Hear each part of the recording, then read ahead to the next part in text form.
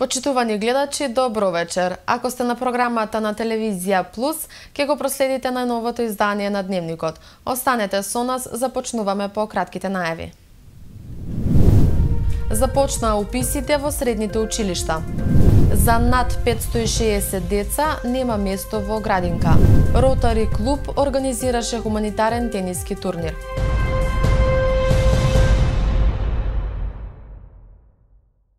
Во Куманово во новата учебна година во средните училишта има место за упис на 2500 ученици. Учениците во 5 средни училишта денеска ги доставија потребните документи. Идните средношколци денеска се запишуваат во прва година во Средното стручно училиште Перонаков според објавениот конкурс од Министерството за образование и наука. Во прва година ќе се запишат 740 ученици во паралелки на македонски и албански наставен јазик. Од училиштето информираа дека 340 од слободните места се предвидени за паралелките на македонски наставен јазик, а останатите за албански. Перонаков од септември ќе биде единственото училиште во Куманово каде ќе функционира и спортска академија. На учениците нудиме од економско-правна и трговска струка образовни профили како што се економски техничар 2 паралелки, техничар за трговија и маркетинг 2 паралелки, една паралелка деловен секретар и банкарски техничар, додека од текстилно-кожарската струка нудиме паралелка конфекцијски техничар, техничар за обувки, техничар за дизајн на облека, што е 4 годишно, додека од 3 годишно имаме произведувач на обувки. За спортската академија, значи ги имаме можните бројки на ученици, затоа што на 10 мај се одржа селективен тренинг во нашата сала и од пријавените ученици, кои што нели го поминаа селективниот тренинг, очекувам истите да бидат пријавени. Инаку, значи, сите оние кои што не поминале селективен тренинг, се надеваме дека во август ќе можат нели да присуствуваат на истиот, додека од економско-правна и трговската струка, кај економскиот техничар, очекуваме да имаме најголем оцен. Во гимназијата Гоце Делчев според конкурсот се предвидени 374 слободни места во 10 паралелки на македонски наставен јазик и една паралелка на српски јазик. Продолжува да функционира и билингвалната паралелка во која учениците следат настава на француски јазик. Учениците ќе можат да се определат за 6 подрачја. Природно-математичко подрачје комбинација А, природно-математичко подрачје комбинација Б, тоа се за оние што ги сакаат природните науки и математиката. Потоа имаме обштествено-хуманистичко подрачје комбинација А, тоа е за оние што сакаат да се занимаваат со економија и право во иднина. Обштествено-хуманистичко подрачје комбинација Б е за оние ученици кои би сакале да се запишат во иднина на филозофија, педагогија, социологија, историја и некои други обштествени науки. И имаме јазично-уметничко подрачје комбинација А, тоа се однесува на оние ученици кои идната професија ја гледаат како наставници или преведувачи по некој странски јазик. И имаме јазично-уметничко подрачје комбинација Б, тука би можеле да се запишат оние кои се интересираат за музичка уметност, за ликовна уметност и за драмска уметност. Во стручното училиште Киро Бурнас има место за 510 ученици на македонски и албански јазик. Во техничкото училиште Наце Буѓони предвидено е да се запишат 684 ученици, 330 на македонски и 354 на албански јазик. Вториот уписен рок е на 5 јули, а третиот на 24 август. Инаку вкупно во кумановските средни училишта можат да се запишат 2500 ученици. Отворањето на детските градинки во Старо Негоричане и Пионерскиот дом не го реши проблемот со недостаток на места за кумановските дечиња. Над 560 деца се уште чекаат на листите и за нив од 1 септември ќе нема место во образовното-воспитната установа Ангел Шајче. Во меѓувреме зголемен е проектираниот капацитет на 1960 деца. За над 560 дечиња во Куманово се уште нема место во детска градинка. Толкава е бројката на родители кои чекаат ред по поднесените барања нивното дете да тргне во воспитно-образовната установа Ангел Шајче.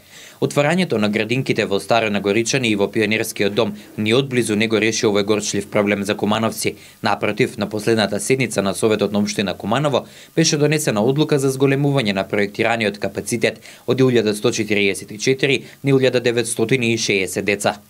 ќе има некаде 20 до 30% над проектираниот капацитет. Меѓутоа, сите пракси, не само во Куманово, туку и во сите градинки, до 30% од децата дневно не се присутни. Некои од оправдани причини не се во градинка, па тој број сепак доаѓа во рамките на проектираниот капацитет.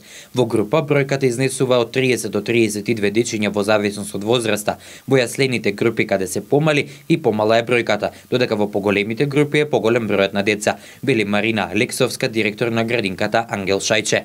Од септември нови 420 до 430 дечиња ќе тргнат во градинка, што всушност е бројката на дечиња кои годинава ќе тргнат во прво оделение. Во рамките на работата на јавната општинска установа детска градинка Ангел Шајче, со измените на статутот изгласано исто така на последната седница да влезат и новите објекти Изворче кој е во Старо Нагоричане и објектот во Поранишниот центар за детско творештво Пионерски дом Детелинка, како и двата центри за ран детски развој Бамби во основното училиште 11 октомври и Сонце во Христијан Карпош. Доколку се усвојат измените за Законот за основно образование, новата учебна година за учениците ќе биде многу полесна и поинтересна, сметаат надлежните. Намалување на неделниот фонд на часови и на бројот на ученици во паралелка се само дел од предложените измени на законот. Намалување на неделниот фонд на часови и на бројот на ученици во паралелка, надворешна евалуација за рангирање на основните училишта, советување на родители чии деца користат говор на омраза, можности за напредок на талентирани ученици, се меѓу планираните измени на Законот за основно образование. Во законот е утврден максимален број на часови на учениците што нема да надминува 20 наставни часа неделно за учениците од прво до трето оделение, 25 часа за учениците од четврто до шесто и најмногу 30 наставни часа неделно за учениците од 7 до 9 оделение. Се намалува неделниот фонд на наставни часови за оделенските наставници. Предметните наставници кои немаат доволно часови може да бидат ангажирани на одржување на интегрираната база на податоци, одржување на веб страницата, е-дневникот на училиштето и други обврски поврзани со компјутерската работа во училиштето, зашто ќе добиваат 3, 6 или 8 часови во фондот на часови во зависност од бројот на ученици. Доколку се усвојат измените на Законот за основно образование, новата учебна година за учениците ќе биде многу поинтересна и полесна, сметаат надлежните. Предпоставувам дека многу работи во образованието треба да бидат сменети и променети, но почнавме. Со скратени часови, она што велиме во прво оделение само 4 часа, предметите уметност и музичко се споени.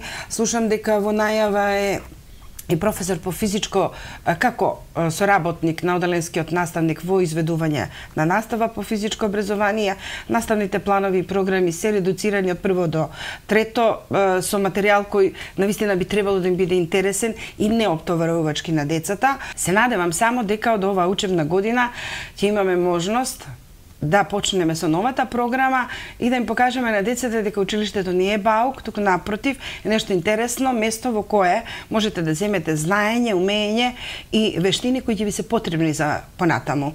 Со измените се предвидува и повеќе да нема настава во сабота. Се утврдува и бројот на учениците со посебни образовни потреби во општинските училишта, што не може да биде повеќе од 2 ученика во едно оделение. За овие ученици ќе има и мобилни служби составени од стручни лица, а училиштето ќе обезбеди и лични асистенти кои ќе бидат плаќани од државниот буџет. За да се спречи насилство и други девијантни појави, училиштата ќе бидат обврзани да спроведуваат програми за заштита од насилство, злоупотреба и запуштање, програми за спречување дискриминација и програми за превенција на други облици на девијантно однесување.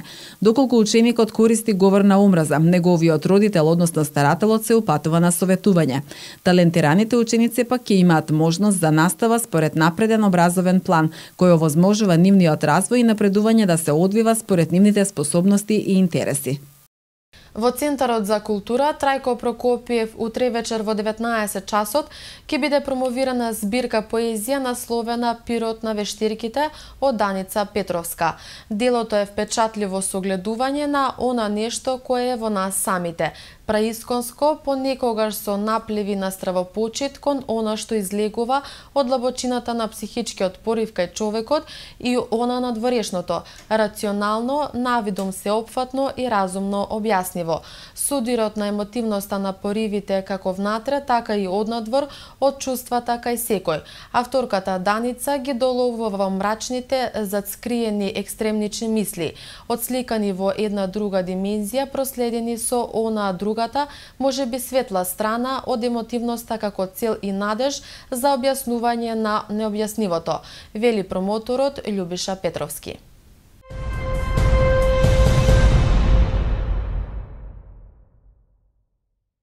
Обединетата српска заедница во Куманово по повод празникот на србите Видовден организира повеќе активности.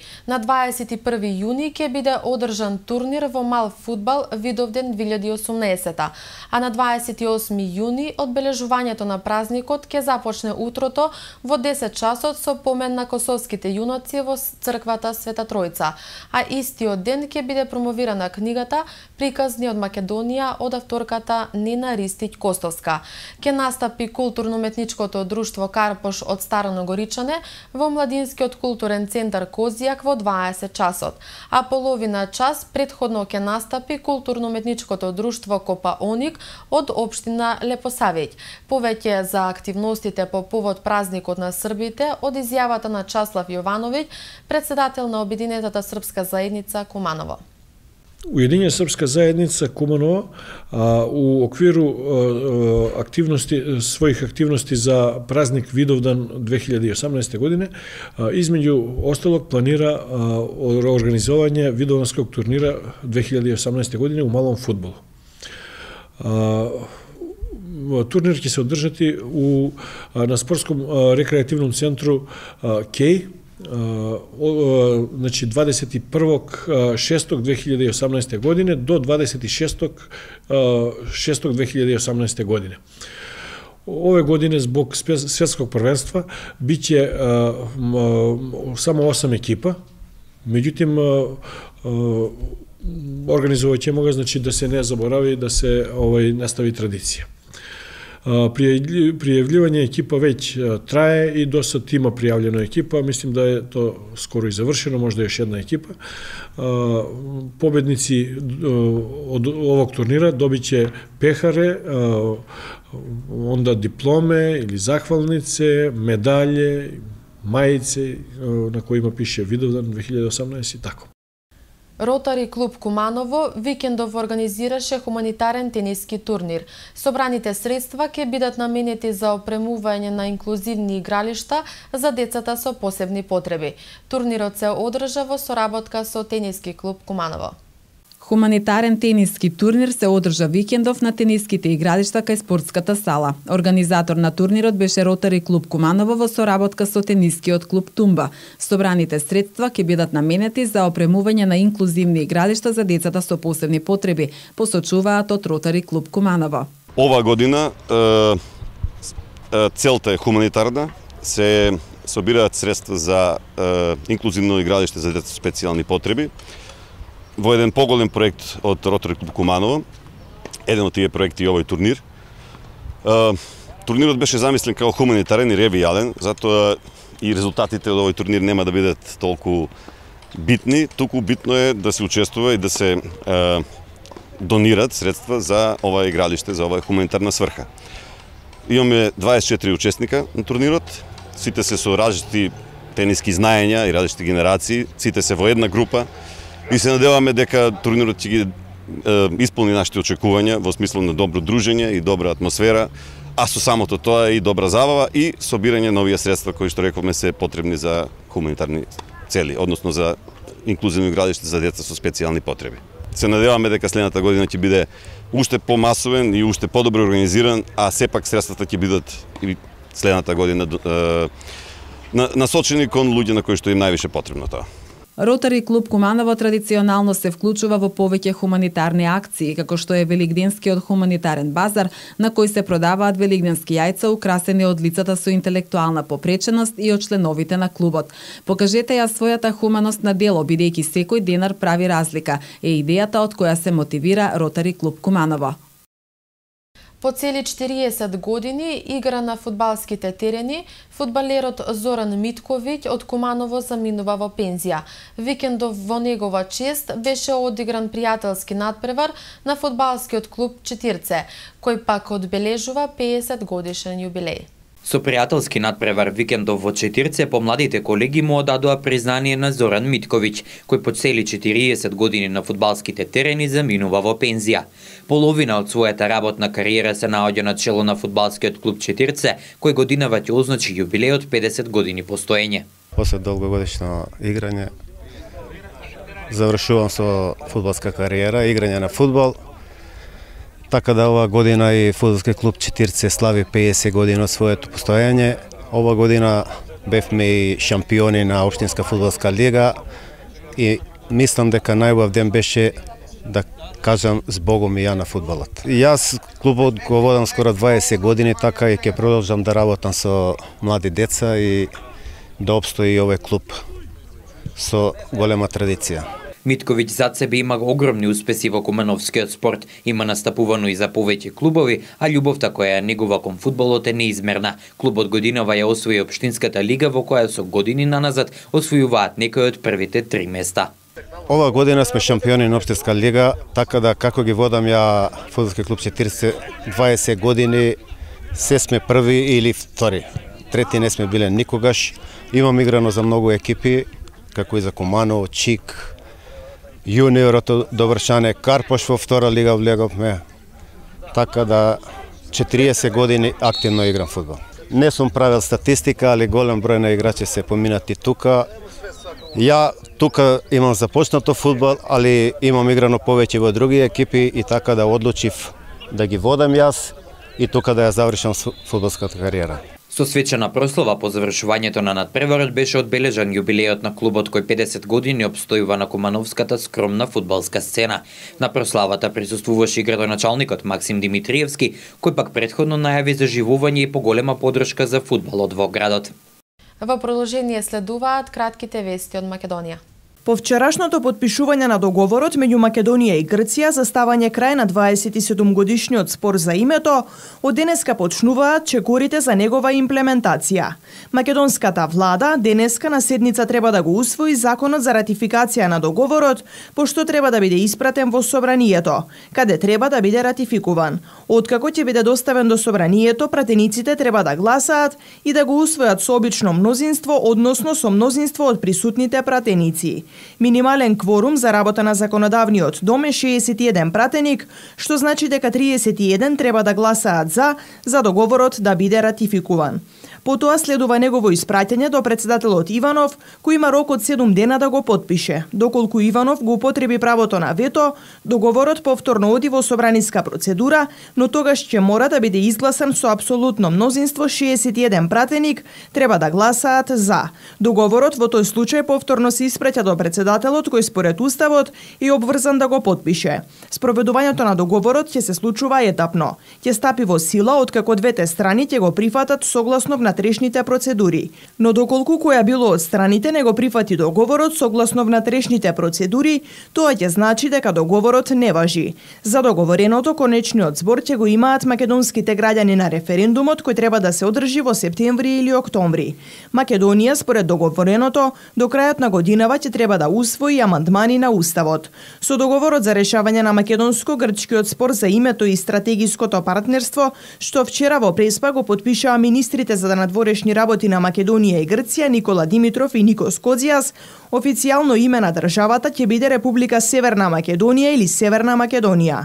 Со договорот се признава македонскиот јазик, дел од група јужнословенски јазици. За државјанство е предвидено македонско граѓани на Република Северна Македонија во сите патни исправи. Референдумот за името ќе се одржи во законски утврдениот рок, соопшти денеска вице-премиерот Кочо Анѓушев, одговарајќи на новинарски прашања. Тој не прецизираше ништо конкретно, само рече дека тоа што е зацртано ќе биде спроведено. Не би знаел да ви одговарам на ова прашање бидејќи е надвор од капацитетот на економијата и она што јас го водам. Но она што сигурно можам да ви го кажам е дека тој ќе биде во законскиот рок, онака како што е зацртано. Не можам да ви одговорам конкретно докаде се и какви се подготовките. Она што можам само да ви го гарантирам, што е и во дух на рамките на владата, е дека тоа што е зацртано ќе биде спроведено, потенцираше Анѓушев. Во синоќешниот протест пред собранието се повредени 10 полициски службеници, а 7 лица побарале лекарска помош. Приведени се 26 лица, информира Министерството за внатрешни работи. Во текот на вчерашниот јавен собир, дел од демонстрантите, од кои голем број биле маскирани, насилно ја турнале заштитната ограда и почнале да фрлаат камења и пиротехнички средства и други предмети кон зградата на собранието и полицискиот кордон, воедно обидувајќи се насилно да влезат во собранието. Министерството за внатрешни работи потенцира дека го почитува правото на мирен протест, но нема да дозволи употреба на сила врз полицијата и насилен упад во институциите, како и нарушување на јавниот ред и мир. Министерството апелира на демократски начин на изразување на јавното мислење. Времето денеска во Куманово беше променливо сончево, а дуваше северозападен ветер. Максималната температура изнесуваше 26 степени, а минималната 14. За утре метеоролозите најавуваат променливо сончево време со услови за дожд, а ќе дува северен ветер. Дневната температура ќе достигне до 25 степени, додека утринската ќе се намали до 13 степени Целзиусови. Тука е крајот и на денешниот дневник. Имајте убава и пријатна вечер, се гледаме повторно утре во исто време. Од мене, довидување.